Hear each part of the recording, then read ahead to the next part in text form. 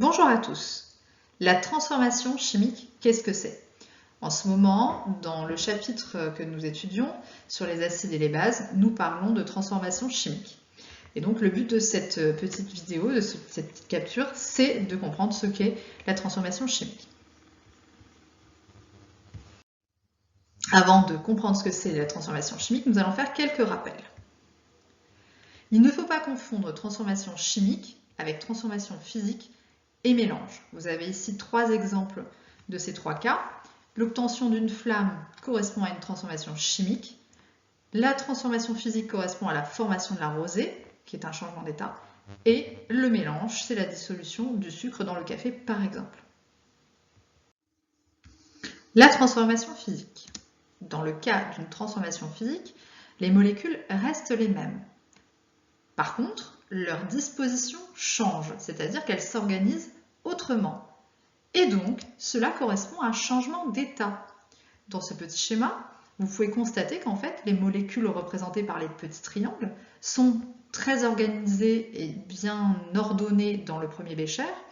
Quand on change leur disposition, c'est-à-dire leur organisation, on passe à un autre état. On était dans le premier cas à l'état solide et on passe à l'état liquide. Donc ça, c'est une transformation physique. Et pour exemple, on peut prendre les glaçons qui fondent. Le mélange. Il a lieu quand deux espèces chimiques sont rassemblées, mises ensemble. Dans ce cas-là, aucune ne change. Elles restent totalement identiques à ce qu'elles étaient au départ. La seule particularité, c'est que parfois certaines peuvent devenir invisibles.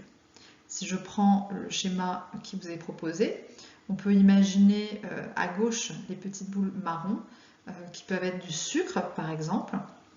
Donc on peut imaginer un carré de sucre.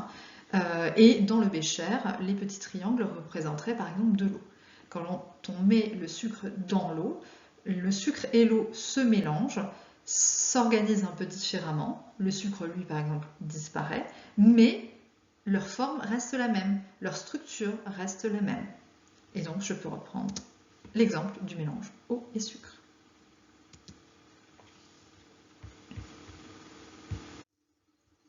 On en vient maintenant à ce que l'on voulait connaître, la transformation chimique, encore appelée la réaction chimique.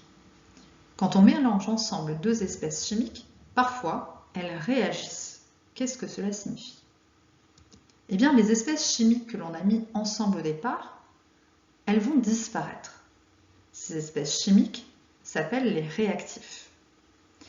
À l'opposé des réactifs qui disparaissent, de nouvelles espèces chimiques apparaissent. Ce sont les produits. Comme vous pouvez le constater sur le schéma que je vous propose, on a mélangé ensemble deux entités chimiques différentes, les boules marron d'un côté et les triangles bleus. Ces deux espèces réagissent, on le sait, parce qu'au bout d'un certain temps, elles auront disparu du bécher et laissent place à ces S rouges que l'on peut constater dans le bécher de droite. Donc, le triangle bleu et le rond marron pourraient être les réactifs et les S rouges seraient les produits. Dans le quotidien, on rencontre énormément de réactions chimiques. Par exemple, je peux vous citer le vinaigre qui est utilisé pour éliminer le calcaire. Comment le sait-on? Eh bien, quand on met le vinaigre sur le calcaire, il se forme un petit dégagement gazeux. Le calcaire disparaît. Donc on est bien dans le cas où on a la disparition d'une espèce et l'apparition, de l'autre côté, d'une autre, le gaz. Un autre exemple, une bougie qui brûle. Donc dans le cas de la bougie qui brûle, on a le fil qui constitue la bougie qui se consume, donc qui disparaît. Et à côté de ça, on a deux éléments qui se forment. On peut constater sur le bocal que vous avez devant vous qu'il y a de la vapeur d'eau, mais également un dépôt noir au fond du bocal qui correspond à du carbone. Donc vous avez deux exemples de réactions chimiques que l'on peut rencontrer au quotidien. Lorsque l'on parle de transformation chimique, on vous demande souvent de faire le bilan de la réaction. Alors qu'est-ce que c'est le bilan de la réaction? Eh bien ce n'est pas une phrase, comme vous avez tendance à le faire. Le bilan de la réaction s'écrit sous la forme d'une équation bilan, comme en mathématiques. Une équation, il y a bien des signes de calcul et, non pas un égal, mais une flèche. Alors, dans cette équation, on va lister à gauche tous les réactifs, réactif 1 plus réactif 2. Qu'est-ce que c'est? Ce sont les espèces que l'on a mélangées ensemble au départ et qui disparaissent. La flèche, elle signifie donne, c'est-à-dire se transforme en, forme, est transformée en.